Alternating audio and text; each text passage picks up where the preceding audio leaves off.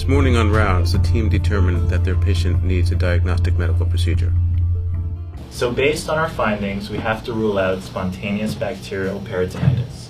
In order to do so, we're going to do a paracentesis. After obtaining the informed consent, the physician will make sure he has the correct patient, the correct procedure, and the correct site inside, and use that information for the timeout. I know we've known each other since your admission to the hospital, but I want to ask you some questions to make sure the procedure is as safe as possible for you. Okay. Okay? So what is your full name? Lily Reyes, Okay. And your date of birth?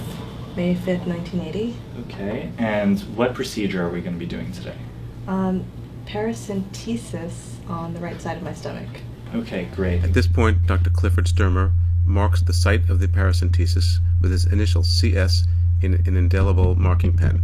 And then, as seen here, his assistant will interview Mrs. Reyes and collect information to confirm that he has the correct patient identity, the correct procedure, and the correct site inside in preparation for the timeout.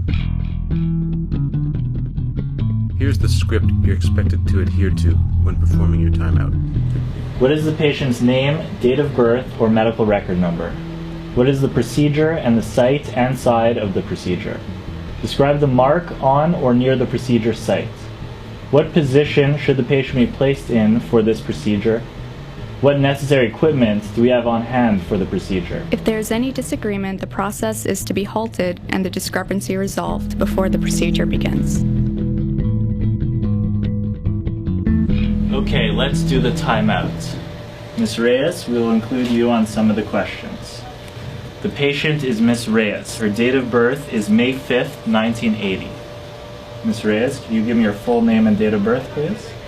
My name is Lily Reyes, May 5th, 1980. Okay. Dr. Wenkebad? We have Miss Lily Reyes, and her date of birth is May 5th, 1980. Today's procedure is an abdominal paracentesis of the right lower quadrants. Can you tell me the name of the procedure and where it will be Each taking step place? requires patient interaction as shown. At this point, the timeout checklist is read from the script. Step 2, confirming the procedure.